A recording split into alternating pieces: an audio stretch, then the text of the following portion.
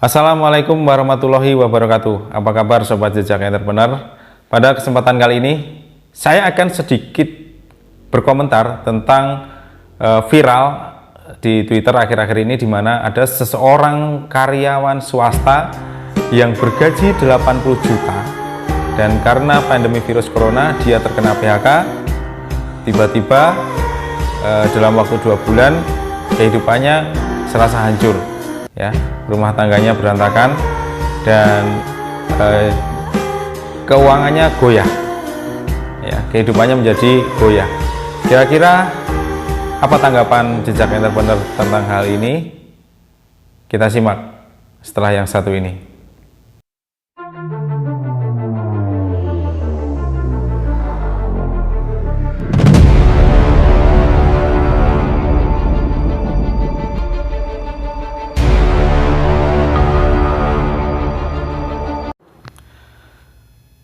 Gaji 80 juta per bulan, wow. Ya, katakanlah penduduk Indonesia ini kurang lebih 300 juta. 250 jutanya adalah masyarakat yang berada di golongan mungkin menengah ke bawah. Dengan gaji 80 juta per bulan, apa pandangan Anda tentang hal ini?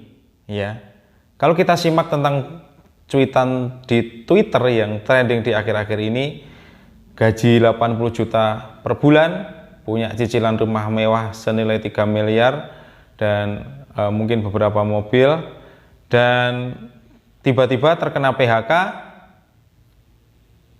lockdown, ya, hidupnya kalang kabut. Ya, apa pandangan Anda? Apa pendapat Anda? Anda bisa berkomentar tentang hal ini. Oke.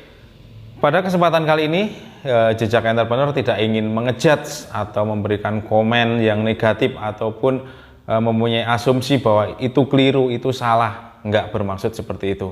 Tetapi mungkin komentar ini akan menjadi pelajaran yang berharga bagi Sobat Jejak Entrepreneur semua, bahwa ya, apapun yang terjadi, seorang entrepreneur akan berpikir jauh ke depan. Ya, baik. Kira-kira apa yang salah? Ya, sekali lagi saya tidak menyalahkan siapapun, tapi kira-kira apa yang salah dengan hal ini?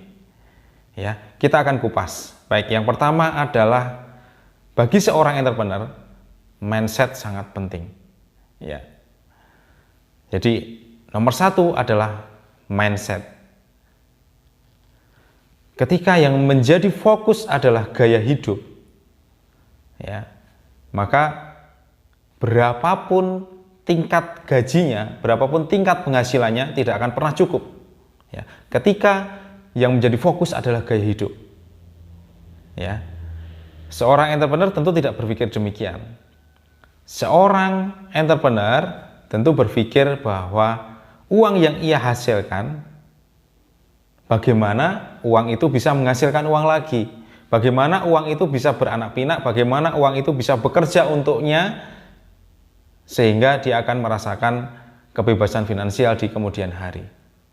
Ya, jadi kesalahan nomor satu yang menurut saya tidak benar dari si X yang menjadi karyawan swasta yang bergaji 80 juta itu adalah soal mindset dalam hidupnya. Ketika terjebak dengan gaya hidup hedonis, maka berapapun tingkat penghasilan Anda, ya, akan masuk ke dalam lubang yang tidak akan pernah berkesudahan. Ya, jadi seorang entrepreneur harus mencamkan hal itu. Jangan sampai terjebak pada gaya hidup. Bedakan mana needs, mana want. Buat skala prioritas apa yang perlu dan penting bagi hidup Anda, dan apa yang perlu dan tidak penting bagi hidup Anda. Ya, oke. Yang kedua adalah tentang ilmu finansial literasi. Ya, ya, saya tidak ingin mengejudge bahwa mungkin beliau si X tidak punya pemahaman finansial literasi yang cukup. ya, sehingga ia tidak bisa memilah atau tidak bisa membagi-bagi pos-pos keuangannya, ya, sehingga di kemudian hari hidupnya menjadi aman dan nyaman, ya. Tetapi bagi seorang entrepreneur tentu berpikirnya tidak demikian, ya. Seorang entrepreneur harus benar-benar memahami tentang konsep finansial literasi dalam kehidupannya, dalam bisnisnya, ya. Uang 80 juta per bulan bagi sebagian entrepreneur yang mungkin kelas menengah ke bawah, ya, itu mungkin sudah bisa punya investasi, sudah punya emas, sudah punya beberapa properti, ya, atau bahkan sudah punya passive income, ya. Tetapi why 80 juta sebulan loh, ya. Di Indonesia, di kota besar sekalipun, berapa tarif standar hidupnya, ya, katakanlah di Jakarta dan Surabaya misalkan, ya. Tetapi sekali lagi, ketika terjebak dengan gaya hidup, maka uang berapapun tidak akan pernah cukup, ya. Maka dari itu, seorang entrepreneur harus bisa mengambil hikmah dan pelajaran bahwa pentingnya pendidikan finansial literasi, ya, dan mungkin juga pendidikan finansial literasi untuk anak-anak sejak dini, ya, dan itu yang tidak diajarkan di Indonesia, ya.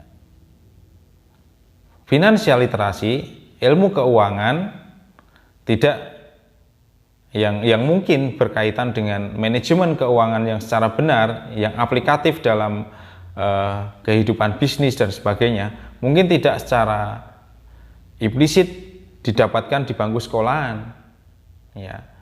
Oke lah kita mendapatkan ilmu akuntansi, oke lah kita mendapatkan mungkin ilmu-ilmu ekonomi yang lain mungkin di bangku sekolah, tapi mungkin itu tidak aplikatif, ya kan? Ya, jadi dua hal itu mungkin menjadi pembelajaran kita bagi kaum entrepreneur bahwa jangan sampai terjebak dengan gaya hidup yang hedonis, dan pahami dengan benar finansial literasi. Dan yang ketiga, tentukan tujuan keuangan kehidupan Anda, ya. Di usia berapa Anda harus mencapai mungkin kebebasan finansial, di usia berapa Anda harus mempunyai passive income, ya. Maka ketika kita sudah paham tentang hal itu, maka dengan uang berapapun tentu kita bisa memilih dan memilah, ya. Oke lah, dalam kondisi seperti ini, dalam kondisi pandemi seperti ini, mungkin sebagian orang kalang kabut, tapi juga orang yang benar-benar sudah punya pemahaman finansial literasi yang baik tentu tidak ada masalah, ya. Oke, itu saja komentar saya. Semoga ini menjadikan pelajaran bagi kaum entrepreneur. Semoga bermanfaat dan salam bangkit dan bermartabat. Ciao.